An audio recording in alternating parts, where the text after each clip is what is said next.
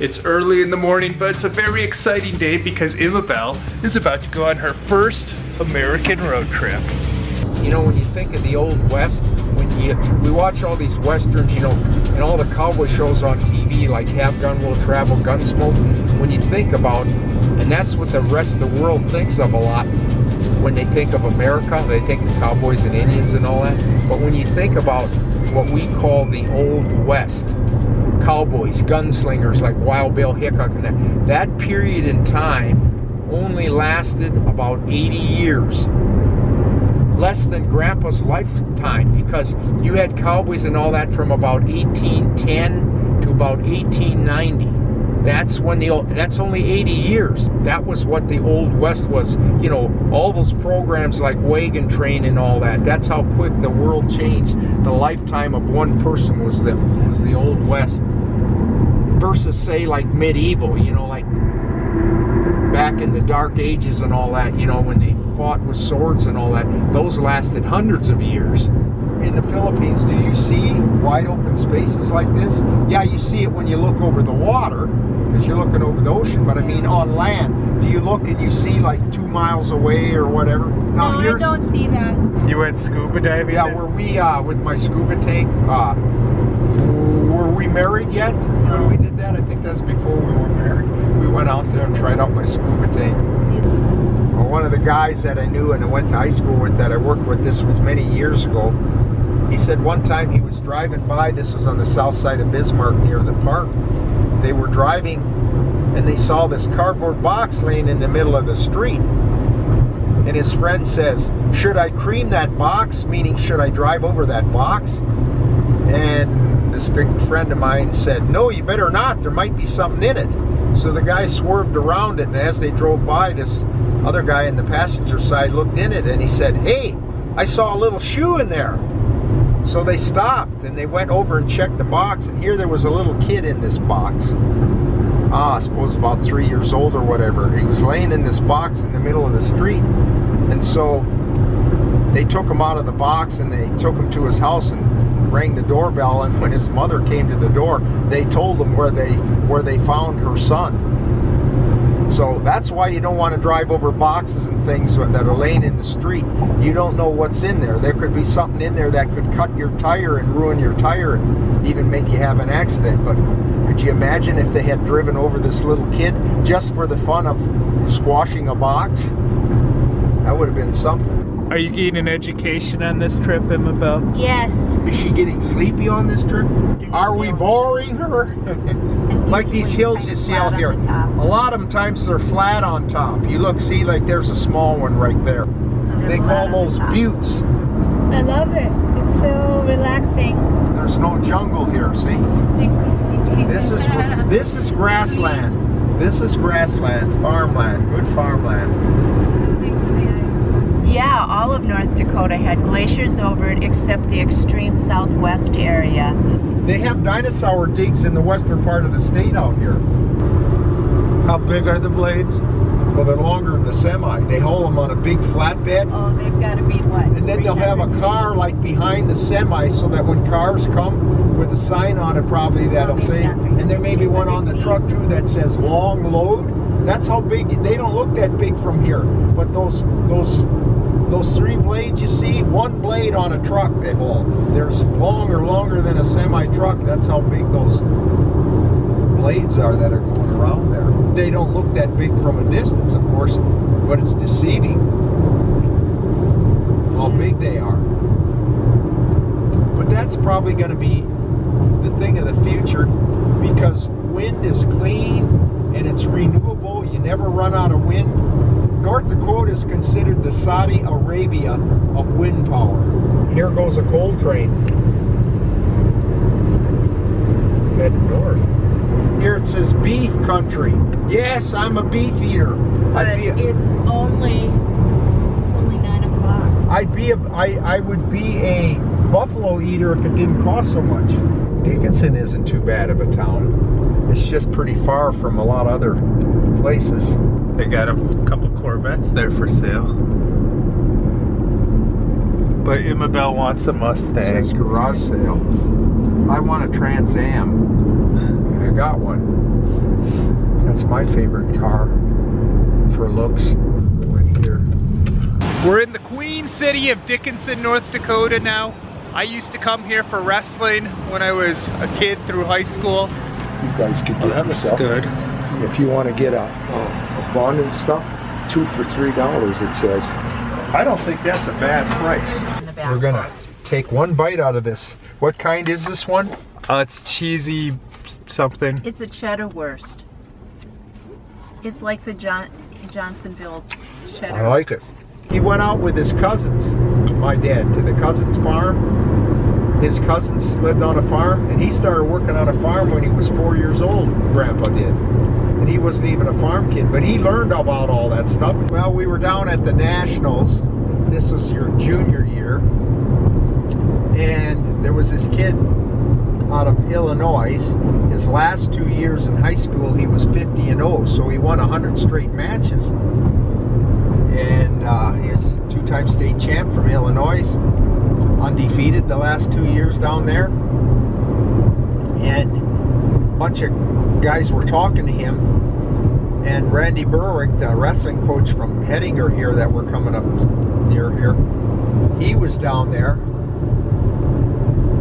and he was listening to these guys talk, and somebody asked this kid, they said, "Who do you got next?" And he said, "Some kid from North Dakota."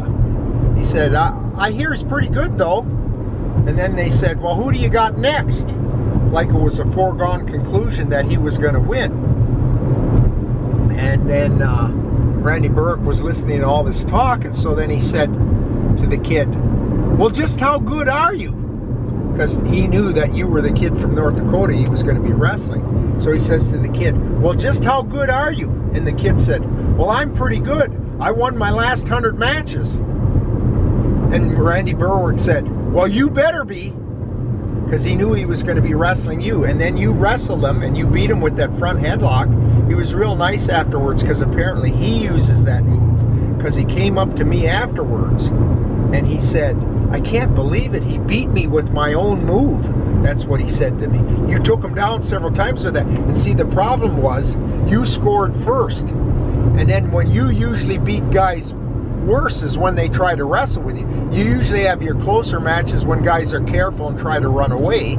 Well, he was behind, so he had to go after you. Well, then you took him down again. Then he got an escape, and then you took him down again, and stuff like that. So you beat him, I don't know, I don't remember the score, something like 10-5 or somewhere like that. And anyways, a lot of people said that should have been the championship match. They thought you were the 2 top guys in the class, and that was like in the quarterfinals. So, but yeah, Randy Berwick, he come over to me and he told me this, that he heard this guy, that's what was going on. And he told me that when he asked this guy, "Well, how good are you?" Because they were talking like he was the foregone winner. They didn't really know about you, but like the guy said, he had heard you were pretty good. So when he said he had this kid from North Dakota that was pretty good, and then they went on like he was automatic, like he was going to win, Randy Berwick said, "Well, just how good are you?" And the guy said, "I'm pretty good. I won my last 100 matches." So when you beat that kid, he was good. Here you go. You're drinking and driving, huh? Root beer. The only kind of beer I drink. And you used to make root beer as a little kid, didn't you? Yeah, my mom would help me. We made homemade root beer. Boy, that was good stuff. It really got carbonated, so it really had some kick to it. The Cannonball River. Now we're in South Dakota. Yeah, here, 79 south. It's not quite as flat here. More hills and valleys. And I said, "Why do they call them the Black Hills?" It's from those pine trees. Look at from a distance, they look black. We're just starting to get into more of the Black Hills. See, here's pine trees. This is the town of Riva. Riva, what a name. You're in the town of Riva, Yeah. South Dakota. This is the whole town. Whole town? Yeah, just this. Seriously. But they have their own post office, they have a gas station, they have a store. Do you know how many people live in Riva? 4. 4 people live in population And of how 4. many buildings do you have? 4? Too many. We got 1, 2, 3, 1, 2, 3, 4, 5, 6, 7, 8, probably 9 or 10 buildings. So you got twice as many buildings as people. Right. God, each person could have 2 buildings. Yeah. We were just saying, we like that name. It'd be a good name for a girl. Riva. It was named after a girl. Yeah, it was a, well, the family that started Riva was on the west side of the Buttes here. Okay. And he applied for a post office in 1896 and got whatever it was to do have it and started a store at the same time. How long have you lived here? 33 years. Wow. Do you like living here? It's not a bad place to live. You don't have... Winters are kind of not very pleasant sometimes, but... I suppose you don't have to deal with a lot of problems that a lot of other places have, huh? No, we have our own set of problems. Not enough people to visit, huh? Well, yeah, sometimes you don't need people to visit. If you would go right over, here's one of them hay trucks. It looks like you're in the Old West. See, this is this Custer area now. Custer National Forest. Look at that cliff over there. It goes straight down over there. Now over this way and down this way, you really look at these cliffs. Oh man, like in movies. Wouldn't this be great for filming westerns? This would be beautiful for filming westerns. I could just see Clint Eastwood riding along these cliffs, like in Pale Rider. Oh, that would be awesome for westerns. And it's hilly and rocky. You can't plow it and stuff. So people criticize, oh, you're using all that land for raising cattle. You could grow so many more crops on there. No, you can't. It's not suitable for crops, those lands. And people don't know that always want to get rid of meat and all this stuff. Some people want to get rid of meat by, they can't make it illegal, but what they do is they want the government to put such high tax on meat that you can't afford to buy it, and that way they'll force you to be vegetarians.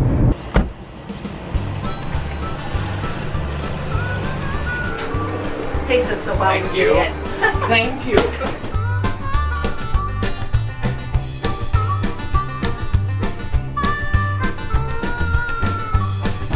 Are hamburgers your favorite food? They're right near. I think burnt hot dogs would be #1 as far as meat. My favorite food is French fries with Heinz 57 steak sauce. But my favorite main course would probably be burnt hot dogs. But my favorite meal would be like bacon and cheeseburgers with French fries.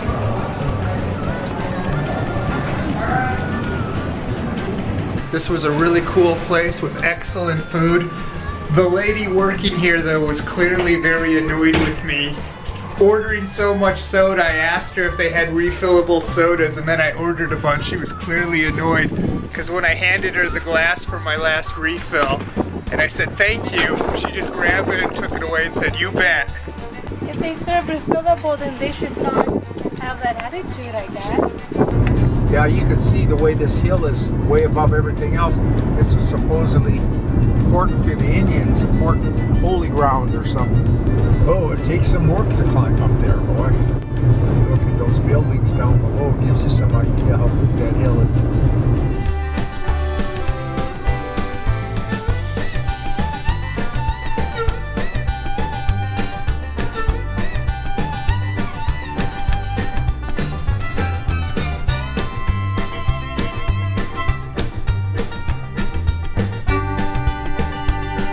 How are you? Oh, hi there. How are you? Seeing you again. Here's Dennis's deer that he shot. One of these is that one there, I guess. That's the one Dennis shot when we were in high school, I think. We left our house about 8:45. So about an hour. All right. Oh, I'll show you a bigger picture. I'd get up, but I was just sleeping. Hey Dennis. Stay down. See you. Is that a good looking guy or what? Yeah, Better looking guy now, ain't I? He only gets better with age. it slips down to his chin. His hair slips down to his chin. Yeah. There you go, Raymond Travis. Burr. Doesn't he Travis, look like... Yeah. Show the difference. Now. This is Dennis then, this is Dennis now. Of course, that's Gary then, and that's Gary now. Yeah, that's mom's parents and dad's parents. Oh, no. It's his great-grandma, my grandma, which is his great-grandma. Grandpa. Hi. How are you? I would expect you at about 3:30. Nice to see you again. Gary? Yeah. So we're about to go to bed, but you gotta check out this room that we're staying in. Me and Imabel, we stay in a lot of very fine hotels for work. We've been very fortunate that way. But I think this is kind of nicer, definitely cooler and neater in many ways than any of these like 5-star hotels that we've stayed in. What do you think? Yes, I love it. I feel like we should have a place like this.